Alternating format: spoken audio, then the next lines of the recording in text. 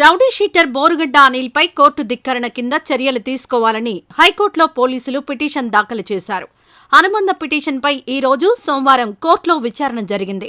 Court నిర్దేశించిన సమయంలోపు jail అధికారుల ముందు ఎందుకు హాజరు కాలేదో వివరణ ఇవ్వాలని బోరుగడ్డను హైకోర్టు ఆదేశించింది.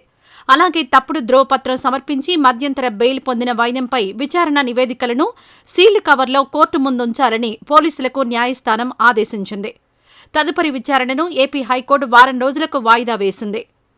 తన తల్లికి హార్ట్ సర్జరీ చేయించాల్సి ఉందని, గుండె సంబంధిత ఇబ్బందితో తల్లి ఇబ్బంది పడుతోందని, చెన్నై ఆసుపత్రిలో ఉన్నారని తనకు బెయిల్ ఇవ్వాలంటూ గతంలో హైకోర్టులో బోరుగడ్డ పిటిషన్ దాఖలు చేసిన విషయం తెలిసిందే.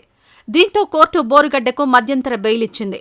అయితే ఈ పిటిషన్ దాఖలు చేసిన సమయంలో గుంటూరుకు చెందిన ఓ డాక్టర్ ఇచ్చిన రిపోర్టును కోర్టుకు సమర్పించారు బోరుగడ్డ. తర్వాత ఆ సర్టిఫికెట్పై పోలీసులు ఎంక్వైరీ చేయగా అది ఫేక్ డాక్యుమెంట్గా తేలింది. దీంతో బోరుగడ్డ వెంటనే లొంగిపోవాలని, జైలు వద్దకు రావాలని పోలీసులు చెప్పగా అతను ఆలస్యంగా అక్కడికి చేరుకున్నారు. దీనిపై పోలీసులు ప్రశ్నించగా వేర్వేరు కారణాలు చెప్పుకొచ్చారు.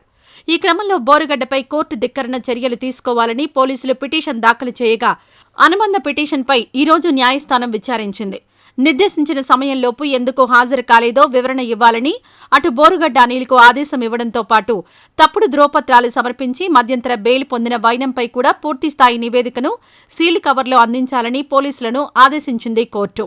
ఈ వీడియో నచ్చితే లైక్ చేయండి. అలాగే మా ఛానల్ ని ఫస్ట్ టైం కనుక చూస్తున్నట్టయితే ఇప్పుడే సబ్స్క్రైబ్ చేసుకుని పక్కనే ఉన్న గంట సింబల్ ని యాక్టివేట్ చేసుకోండి. అప్పుడే మేము పెట్టే ప్రతి వీడియో మీకు నోటిఫికేషన్ గా వస్తుంది. అలాగే ఈ వీడియో పూర్తిగా చూసినందుకు ధన్యవాదాలు.